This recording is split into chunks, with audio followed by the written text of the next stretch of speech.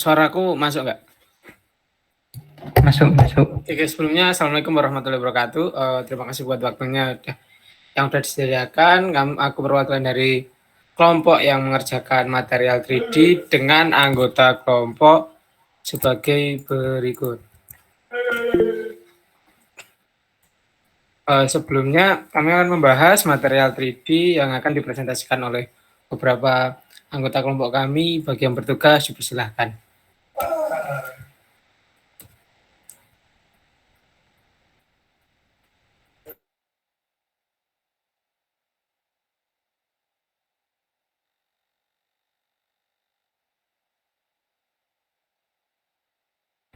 Oke, jadi kita masuk ke bagian pertama ya. Mengapa kok penting material dalam grafika komputer 3D itu? Next. Nah, jadi material itu merupakan salah satu elemen penting dalam proses rendering yang bertujuan untuk memberikan tampilan yang lebih realistis pada objek-objek yang di dalam dunia virtual. Nah, material ini digunakan untuk mendefinisi bagaimana cahaya berinteraksi dengan permukaan objek, termasuk warna, tekstur, kilap, transparansi, dan sifat-sifat permukaan lainnya.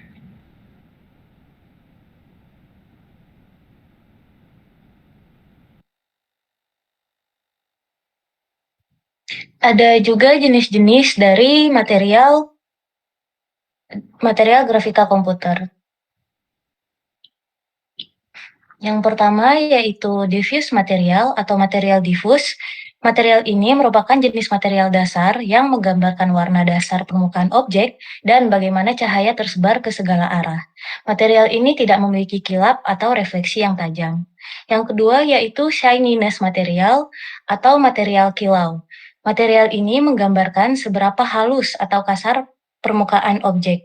Benda dengan material kilau tinggi akan memiliki kilau yang lebih kecil dan tajam, sementara benda dengan material kilau rendah akan tampak lebih kasar. Yang ketiga yaitu specular material atau material kilap. Material ini merupakan refleksi atau kilap pada permukaan objek. Material ini digunakan untuk menciptakan efek cahaya yang terfokus dan tajam. Nilai specular material yang lebih tinggi akan menghasilkan kilap yang lebih terang pada objek. Untuk contoh-contohnya ada seperti di gambar.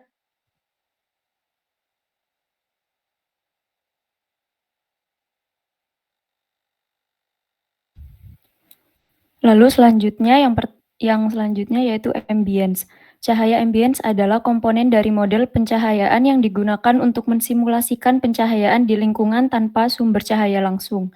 Selanjutnya ada BAMEPS, adalah jenis tekstur lain yang digunakan untuk memberikan kesan 3 dimensi pada objek tanpa benar-benar mengubah geometrinya. Mereka memberikan efek ketinggian ke permukaan objek, menciptakan bayangan dan pencahayaan yang tampak relatif pada objek tersebut. Selanjutnya ada tekstur. Tekstur adalah gambar atau pola yang digunakan untuk menghiasi permukaan objek. Mereka dapat berupa berbagai jenis seperti tekstur kayu, batu, kain, atau apapun yang sesuai dengan objek yang ingin dibuat.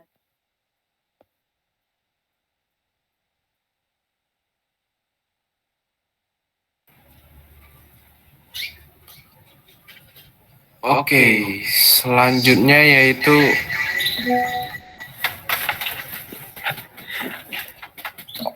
opacity map atau peta opasitas.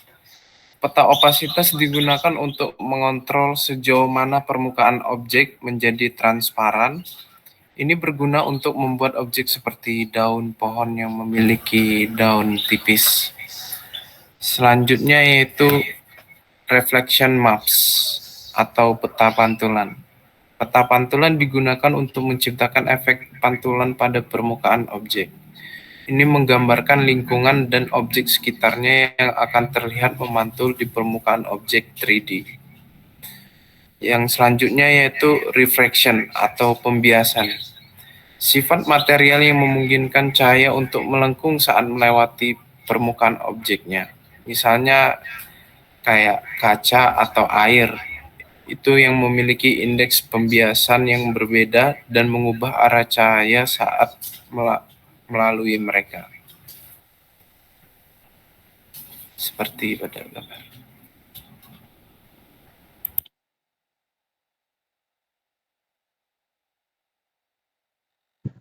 Oke, selanjutnya yaitu ada shader dan roughness. Jadi shader yang saya tulis adalah program kita yang mengontrol cara cahaya berinteraksi dengan material.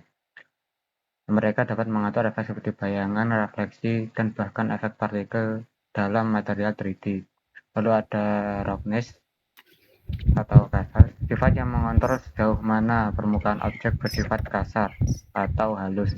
Semakin kasar permukaan, semakin banyak cahaya akan dipantulkan secara acak, menciptakan efek mati. Jadi itu kayaknya apa? Intinya itu buat lebih realistis gitu, gambar 3D. Ya, lanjut.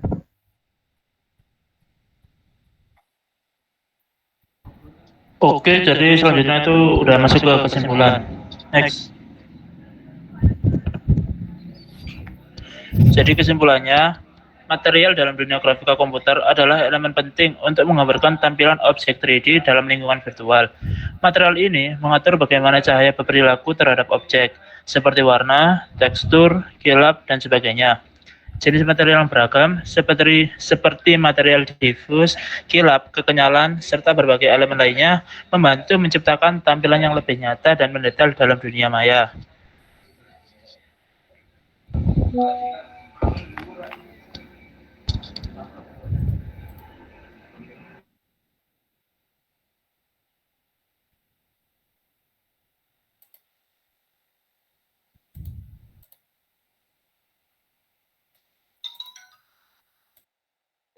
Permisi, ya, izin share screen dulu.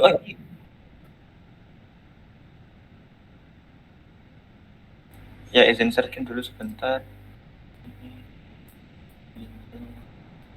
Ntar window ya, Bu? Oh, ntar screen. Udah kelihatan kan ya?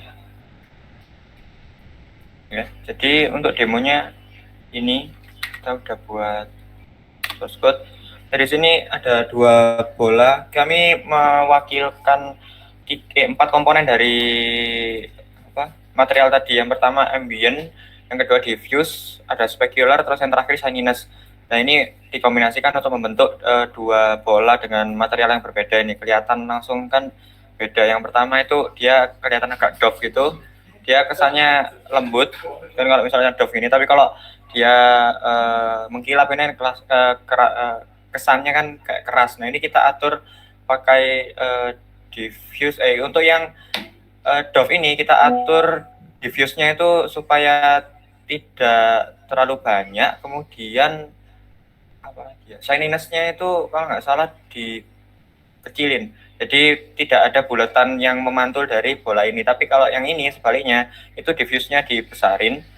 Kemudian shininess-nya itu dibuat di antara 40 sampai 50 supaya bulatannya itu pas seperti mengkilap secara realistis gitu. Untuk kodenya sebentar.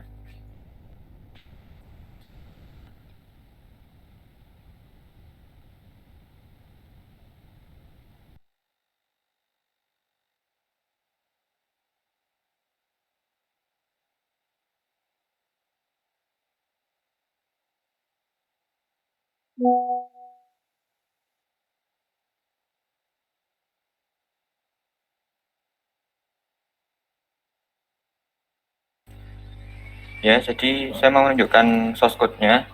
Di sini kalau misal kita pakai, ya mungkin di sini belum terinstall, udah sih harusnya. Tapi mungkin ini ada error import. Jadi banyak garis kuning-kuningnya. Terus di sini itu, nah ini ada 2 bola. Bola yang pertama itu matrix yang pertama ini. Kemudian bola yang kedua yang bawahnya kan.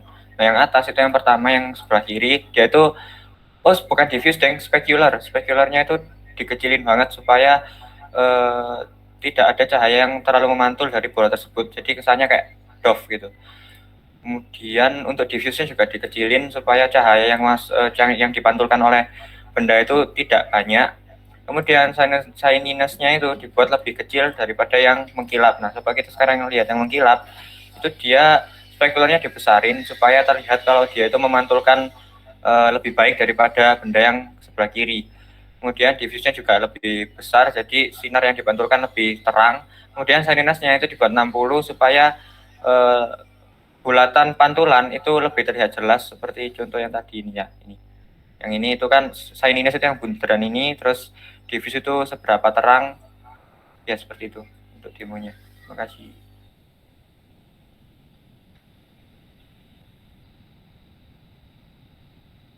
Ya, saya kembalikan ke Faid. Baik, mungkin presentasinya seperti itu. Mungkin ada yang ditanyakan tentang materinya tersebut. Bentar ya.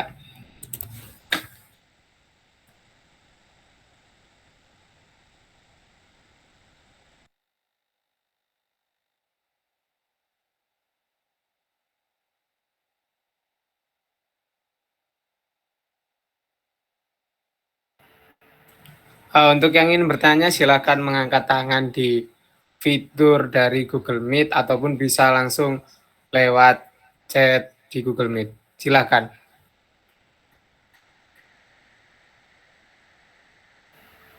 Kalau nggak ada yang nanya, berarti udah jelas banget ya. Jelasannya sempurna berarti ya. Sip.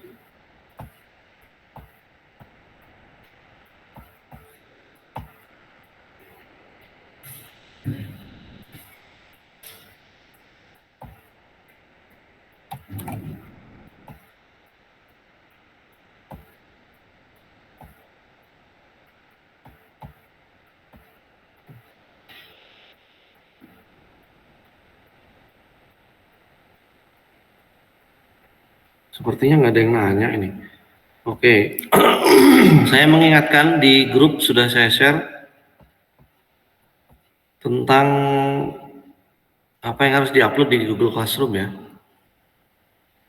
Di Google Classroom itu kan, coba kalian buka itu Google Classroom yang grafika komputer. Di situ ada untuk, bukain dulu. Saya share dulu ya.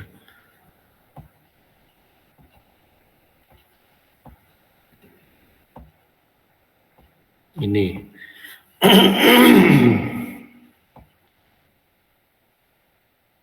Nah, dicek aja classwork-nya, lalu ada resume ini. Materi hari ini akan diupload di sini, ya. Bagi kelompok yang bertugas saja satu wakil kelompok yang bertugas mengirimkan ini. Isinya jangan lupa dilengkapi ya Google Drive-nya itu nanti.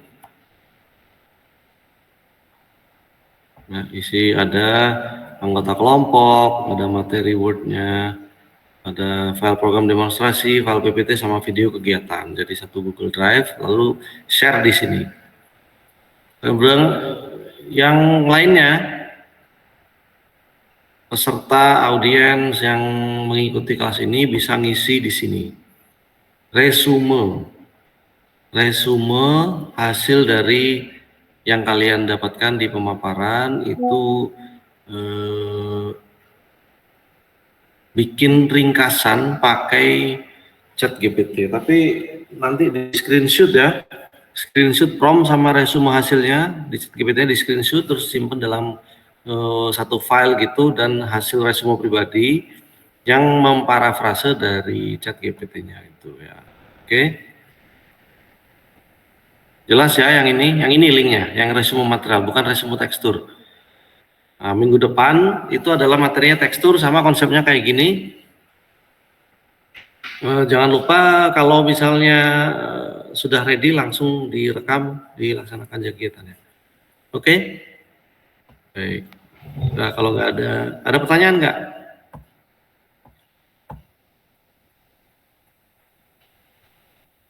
Sepertinya nggak ada ya.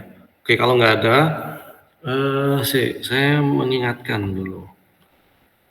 Kalau nggak salah, grafika komputer itu ada tugas besar ya. Grafkom.